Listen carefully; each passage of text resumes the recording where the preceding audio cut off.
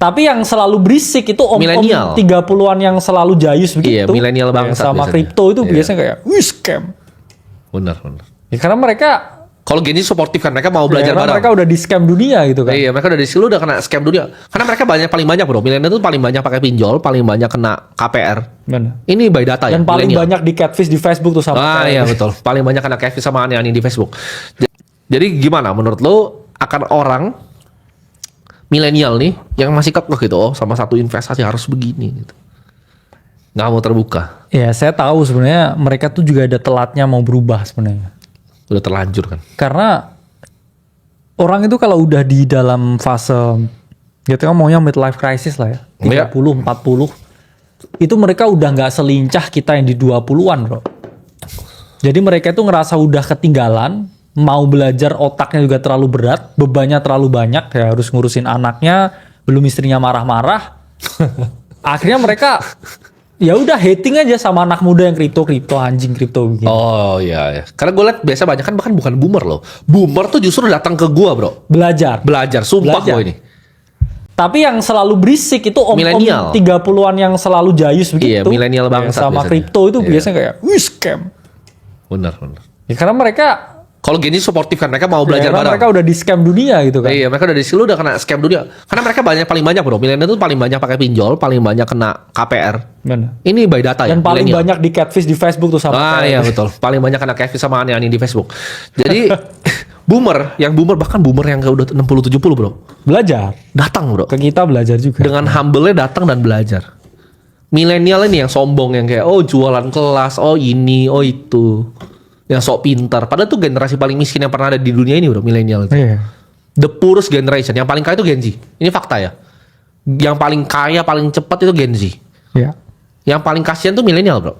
Ada yang bilang kali masa di milenial, bukan. Ini the first ya bro ya. Benar tuh. The first Gen Z ini. Jadi the first Gen Z ya.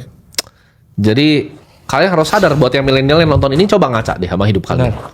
Lu mungkin nabung saham yang sama itu udah nggak gerak 5 tahun. Mungkin lu balik ke entry tuh. Tapi bang ada perusahaannya bang. Nggak peduli anjing. Kan duit nyarinya bos. Iya. Tapi bang beli obligasi bang. Obligasi bang. Waktu itu gua kan bilang itu kan instrumen orang goblok kan. Mereka semua mereka kira tuh itu instrumen yang nggak bisa rugi. Lu bisa bayang nggak? Milenial tuh segoblok itu.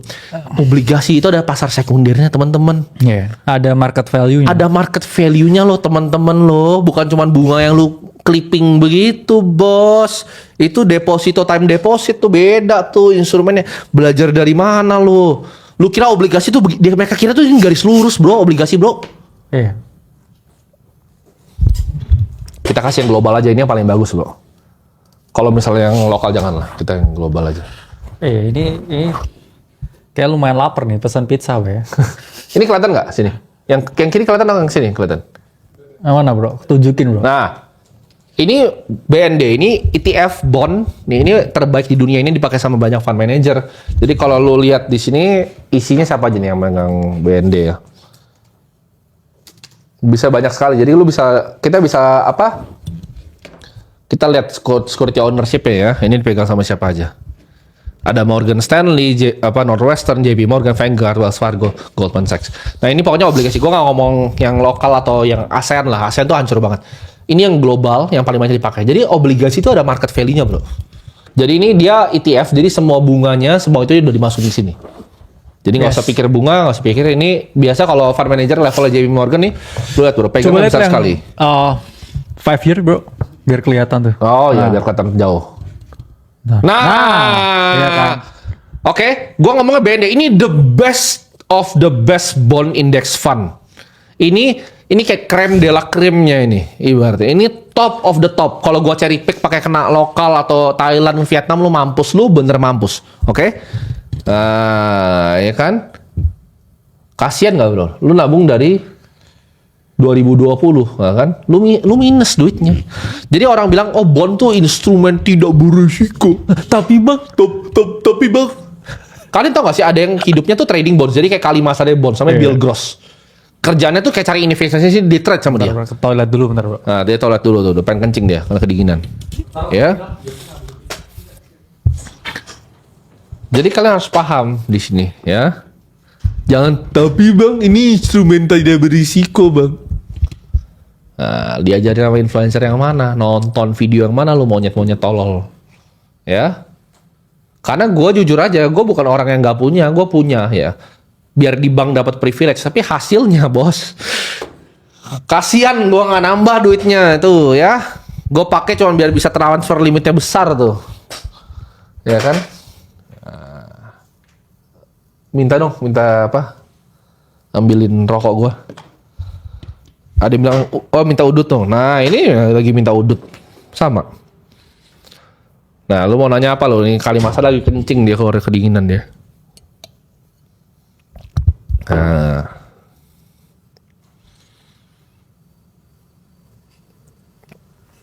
Ada yang nanya kenapa beli Senna bang? Kenapa nggak Bugatti? Bugatti itu setir kiri. Kalau setir kanan udah gue beli Bugatti. Bang, kira-kira kalau lo habisin modul AC itu berapa lama? Berapa lama ya? AC modulnya? 3 bulan lebih kali ya?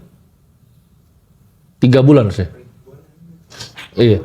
Bro, modul AC itu kalau dihabisin 3 bulan kali ya? Wah, bisa 3 tahun. Nggak di maraton ya?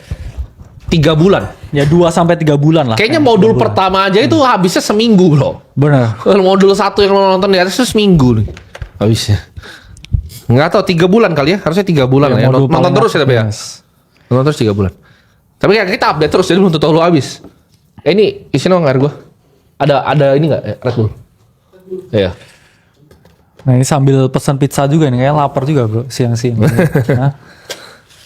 Banyak nih. Enggak, ini perayaan ini Bitcoin 105, 104, 105. Berapa Bitcoin sekarang?